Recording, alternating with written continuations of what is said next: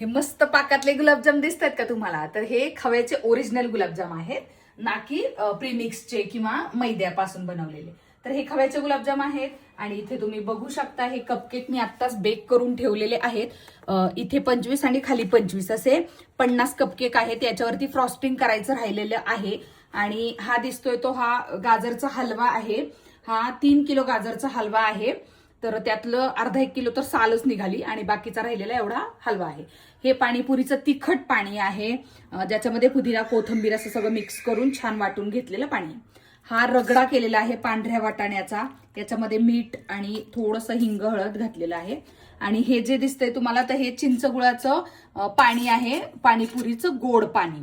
ठीक आहे, ह्या पुऱ्या आहेत, ह्या फक्त बाहेर आणलेल्या आहेत. बाकी हे जे सगळं आहे हे गोड पाणी, हा रगडा, हे तिखट पाणी, हे खव्याचे गुलाबजाम आणि हे गाजराचा हलवा आणि हे केक चॉकलेट प्रीमिक्स पासून बनवलेले कपकेक. तर आज संध्याकाळी 26 जानेवारी निमित्त आमच्या सोसायटीमध्ये माझ्या दोन्ही मुली स्टॉल लावणार आहेत. तर त्यांच्यासाठी मी हे छान छान पदार्थ बनवून खाली स्टॉलवरती त्यांना सेलिंगला देणार आहे.